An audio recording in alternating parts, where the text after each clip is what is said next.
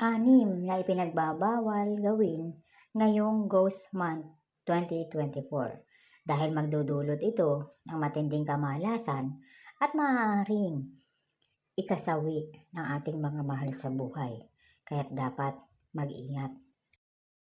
Ang Ghost Month ay nagaganap isang beses sa isang taon.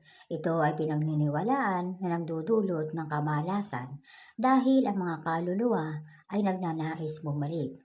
Ayon sa paniniwala, ang mga kaluluwang ito ay nagmula sa hell at ang pintuan ng hell ay bumubukas at binibigyan sila ng isang buwang probation para bumalik, para manginain, at ang iba naman ay para makabalik sa mundo ng buhay. Maraming tao ang hindi nakakaalam sa mga kamalasan na maaaring maidulot sa kanila ng paggawa ng mga bagay na ito, kaya't dapat alamin mo para hindi ka malasing. Avoid sitting under the trees. Iwasan ang pananatili o pag-upo sa ilalim ng puno, lalo na kung hapon na o paggabi na. Sa panahon ng Ghost Month, sa pagdilim o sa pagdapit hapon, dito ay nagsisimula na ang paglalakad-lakad ng mga espiritu at maaaring sumapi ito sa iyo. Ang mga malalaking puno ay maraming mga espiritu ang naandyan na sumisilong at kapag nakita ka nito na nakaupo, maaari itong maakit sa iyo at maaari itong sumanib. Kaya't mag-ingat, iwasan ang pag-upo sa ilalim ng puno, lalo na kung gabi, dahil maaaring magdulot ng kamalasan yan sa iyong buhay. Avoid catching dragonflies during Ghost Month.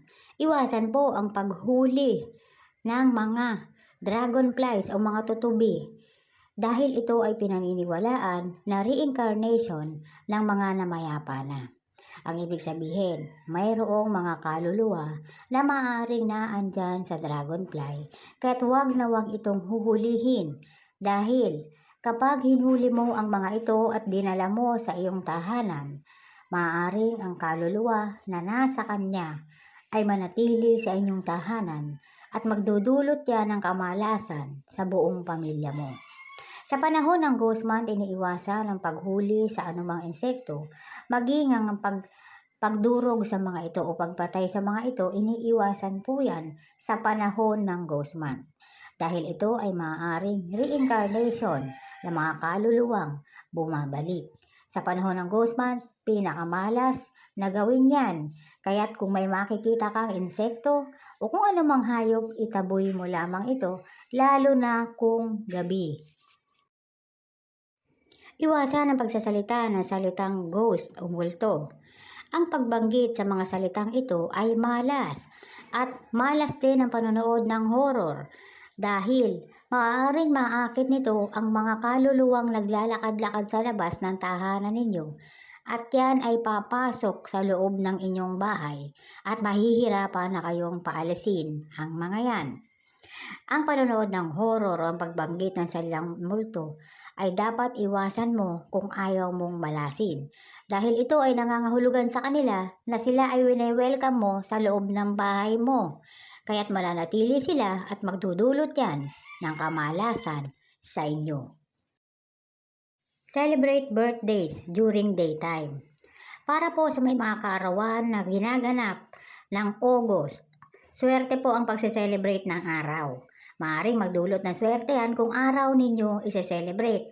Ngunit, para naman po sa mga magse-celebrate ng gabi, maaari kayo mag-celebrate ng gabi kung maglalagay kayo ng mga cure at kung ise-celebrate ninyo ang inyong birthday sa loob ng isang lugar. Ang ibig sabihin, ang venue ninyo may bubong, may pinto, pwede po yun. Pero kung ang venue ninyo ay open space at gabi na, maaari pong maging bisita ninyo ang mga kaluluwang ligaw at magdudulot yan ng kamalasan sa mga bisita ninyo dahil maaaring sumama sa kanila yan pa uwi at mananatili din yan sa inyo. Kaya kung magse-celebrate ng birthday, mas maganda po ang daytime isi-celebrate Ngunit kung magse-celebrate naman kayo ng gabi, mag-ingat po kayo kung gabi ninyo i-celebrate ang inyong mga parties. Avoid taking picture during nighttime. Para naman po sa mga mahilig kumuha ng picture ng gabi, iwasan nyo po muna sa panahon ng ghost month ang pagkuha ng picture habang gabi. Dahil maaaring ang makapture ninyo dyan ang mga espiritong ligaw at maaaring magdulot ng kamalasan yan. Pinaniniwalaan po na sa tuwing gabi, dito lumalabas ang maraming kaluluwa at naghahanap-hanap yan ng kanilang mga bagong mabibiktima. Kaya't mag-ingat po sa pagkuha ng picture kung gabi ninyo yan gagawin. Malas po. Iwasan din po ang pagiging malungkutin sa panahon ng ghost month o ang pag-iyak lalo na kung gabi. Kung may problema po kayo, huwag po kayong magpakita ng kalungkutan lalo na kapag gabi. Dahil maaaring maakit dito ang mga kaluluwang ligaw na may kapareho ninyong damdamin. O bago sila na mayapa, ganyan ang nangyari sa kanila, kaya't maaaring maakit sila at ito ay sasanib sa inyo. Malas po yan. Ang ghost month ay isang selebrasyon kung saan ito ay pinaniniwalaan na ang pintuan ng hell ay bumubukas para bigyang kalayaan ang mga kaluluwang na natili doon. Sila ay mayroong probation na 1 buwan para makabalik sa kanilang mahal sa buhay o para mabalikan nila ang mga lugar na nais nila, at ang iba naman ay manginginain. Ang iba ay maaaring dadaan lamang sa inyong tahanan, sa labas ng inyong tahanan, kaya't mahalaga ang paglalagay ng pangontra at ganun din ang pag-iwas sa paggawa ng mga bagay na ito dahil maaari pong magdulot ng kamalasan. Karamihan po sa mga kaluluwang yan ay hindi mababait na kaluluwa.